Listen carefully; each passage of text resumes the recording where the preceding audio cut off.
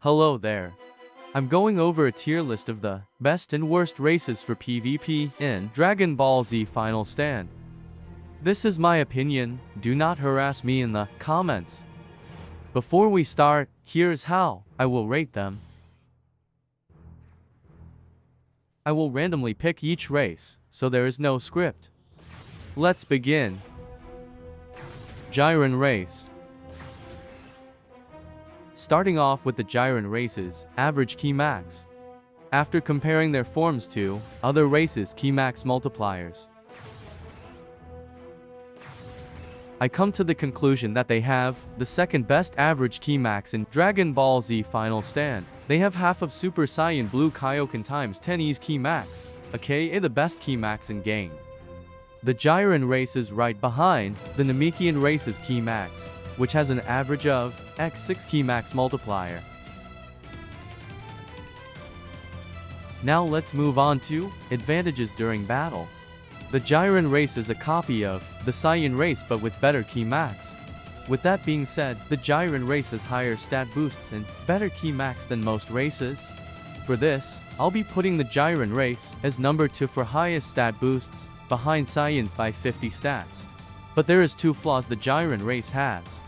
Weaknesses. Number 1, 50 stats removed from most forms, to 150 stats removed from key resistance. This means that the Gyen race is weak to key moves, which the strongest moves in the game are key moves. This can be bad during PvP because all it takes is one blaster meter and there goes a chunk of health. With all this being said, I will be putting the Gyen race in higher tier. Let's move on. Frieza race. As a fan and user of the Frieza race, I know that early game can be difficult. The key max and key drain of the Frieza race's non-prestige forms are not good. This field they're not looking too good in. Advantages during battle. They do so happen to be key DMG based, which can be good in PvP. Each form has 30 to 150 more stats in key damage and speed than other stat fields. With this combo, Frieza race users could use key moves from afar and speed around without being damaged. Moving on. Weaknesses. Their tail tends to slow them down and even stop them from freely moving. This can be a massive problem during a fight with an experienced player. Their form boosts aren't the best. This can be critical if you have a massive gap in stats compared to your opponent. To average out to other races, a Frieza race user must prestige X2 to acquire Golden Cooler. With this being said, I will be putting the Frieza race in B tier. Next, Majin race. The Majin race was tough to rank. They have a lot of negatives and a few positives, but yet I still had faith in them.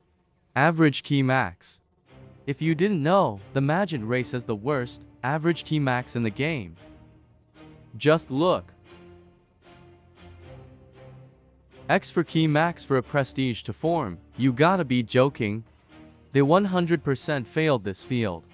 Advantages during battle. The Majin race has 2 good benefits to themselves. Number 1, health or key regeneration to unstable form has TP punches. In case of becoming low in health, a Majin race user could simply self-regenerate most if not all of their health. This can give a Majin race user an instant advantage against their opponent. And back to their teleporting punches with their unstable form. A good melee build Majin could easily abuse that ability given to them. Unstable has the teleporting punching ability just like Ultra Instinct and mastered Ultra Instinct. They did a lot better in this field than the other. Weaknesses. Other than the fact that the Majin race has the worst average key max and low stat boosts, there's nothing else bad about them. Because of this, the Majin race is holding on to a threat. To equal out the heavy negatives against a Majin race user, you will have to perfectly build a Majin character. If you can do this, you can be godly against other players. Due to this, I will be putting the Majin race into mid B tier. Human race. I'm going to be completely honest. I believe the human race is the worst race to pick in DZFs, and this time I will try to defend them as much as possible. Average key durability. Average of X for key max multiplier. They don't get a key max multiplier until their third form KAIOKEN X20, which means they suffer with key from the very start of their journey. They barely qualify for this field. Advantages during battle. None. Weaknesses. Number 1, low stat boosts to mid key max. 3, no advantages over other races. For strongest form KAIOKEN X100 drains 5 HPH per 2 seconds for a 500 stat boost. 5, strongest form causes self-visual problems to self when activated. 6, prestige to form dark human only gives 50 more stats than god human and has a XO 32 more key max than god human, which is a non-prestige form. D tier. Saiyan race. Average key max. Although the Saiyan race has access to the form with the highest key max multiplier, their other forms aren't as good. An average of X5 key max multiplier for the Saiyan race, it's not good.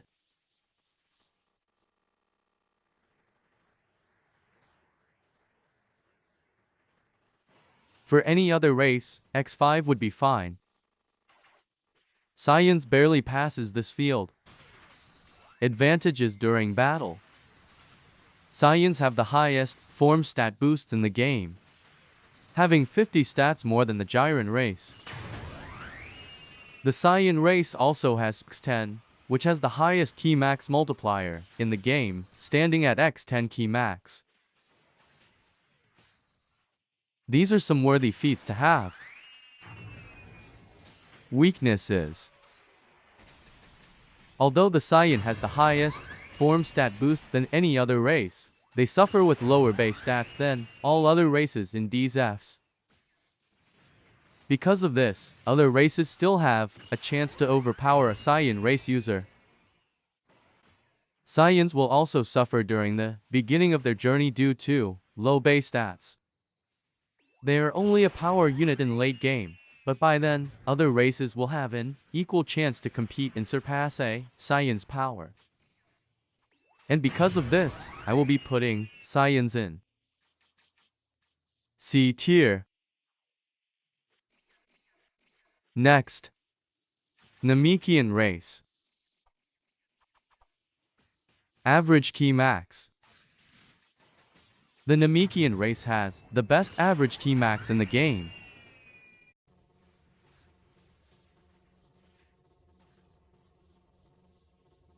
They unlock an X5 key max multiplier as early as their second form.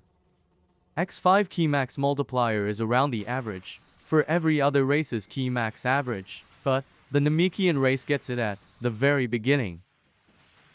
But that's not even the average for the Namekian race. X6 key max is their average.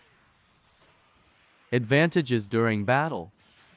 Number 1, best average key max to good health or key regeneration ability. 3, decent form stat boosts. The Namekian race is a very solid race to use. Weaknesses. There really isn't a weakness to playing as a Namekian. The worst I can think of is their decent but low stat boosts. I will be putting the Namekian race in S tier. Moving on to last but not least, Android race. Out of every race, the key max for androids are the worst by far. Which doesn't make sense, because in the anime, androids 17 and 18 said they had infinite energy or ki. But Snake World did this, because androids would be too powerful with their stats and not to have a heavy nerf on them. So in this case, androids fail the average key max field. Moving on. Advantages during battle. The android race has the ability to absorb ki moves into ki, and if their ki is maxed, it'll transition to their health. They can use ki moves to heal. They also regenerate ki passively, as long as they are walking, floating, and not being damaged. It's difficult to regenerate ki when someone is fighting you, but it's still an ability nonetheless. Their base stats are the strongest in-game. They earn 1 stat every 1 level, unlike most races except Saiyans, which get 1 stat every 2 levels, and Saiyans get 1 stat every 3 levels. Pretty decent feats for the android race. Weaknesses. The android race has awful ki management, which means you can't use a lot of moves without running out of ki. Their passive ki regeneration ability is slow and has restrictions that don't fit for PvP situations. If they had better ki, they'd be broken and perfect for PvP. I'll have to rank the android race as C tier.